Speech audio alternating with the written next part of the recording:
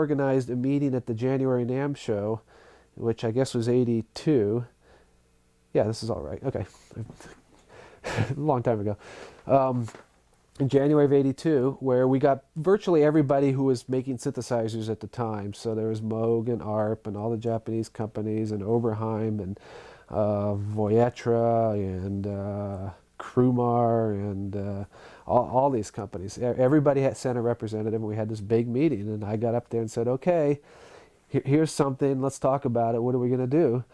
And we sat there and talked for a few hours, and it became clear that a lot of people had no interest in the compromise aspect of this.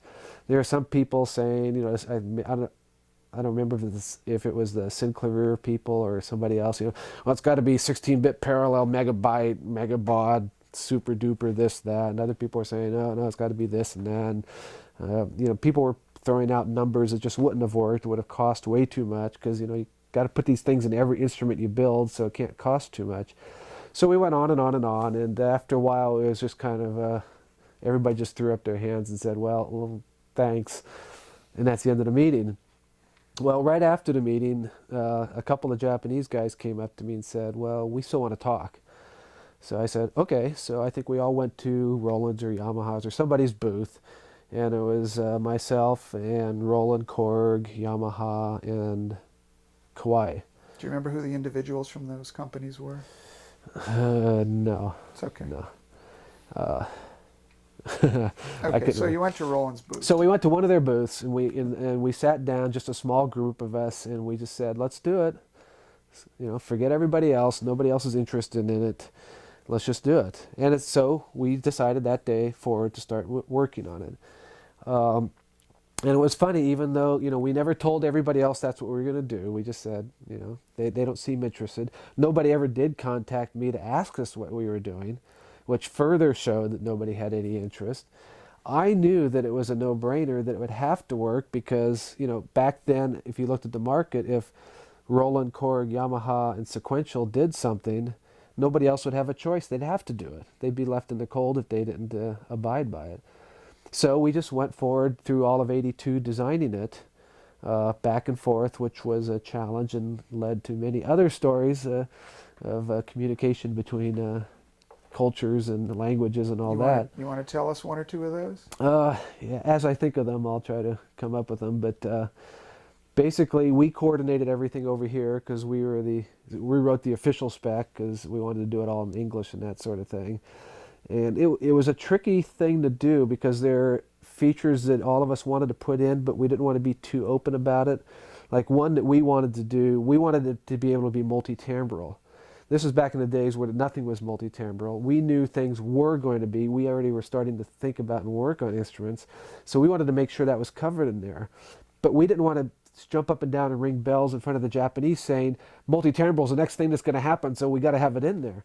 So we had to kind of slide it in there with trying to be real subtle about it, and that led to some confusion because there was, you know, the different modes, and we had something called mono mode, which was supposed to be each channel is a different sound. Well, Yamaha screwed that totally up by assuming that mono mode meant monophonic as opposed to polyphonic, and so we actually had to add a mode after the fact just to cover Yamaha's interpretation of the spec, for example. During 83, as the instruments came out and started plugging into each other, we learned a lot about what worked and what didn't, and we had to come up with further addendums to the spec saying, and recommended practices of implementation and that sort of thing to clear all it up. Because while we were actually doing this, we were designing a product called the Prophet 600, and Roland was doing one, the JP6, I believe it was, and we both put MIDI on it. So I think Sequential was technically the first company to ship a MIDI synthesizer in December of 82. And then in January of 83, at the NAMM show, Roland brought over their JP6 and they plugged it into the Prophet 600, so it was the first MIDI connection, and it worked. It was great. It was cool. It actually banged on one keyboard and the other one played, and vice versa. So those were the first two instruments out, and then the DX7, I think, was that That was later in '83, I believe. Maybe it was summer of '83 when they first showed it. And it had a couple things wrong with it. The mono mode thing came up. For some reason, their velocity only went to 100 instead of 127. You probably remember some of that stuff. I owned one. So. Yeah.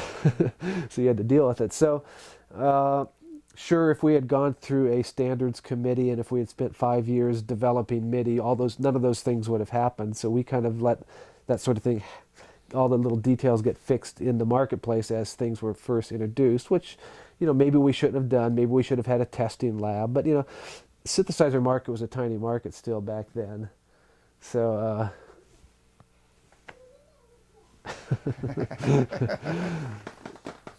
should we take a break? How are we? Oh, it's okay. That'll be fine. Yeah. So where were we? We were like in 1983. 83.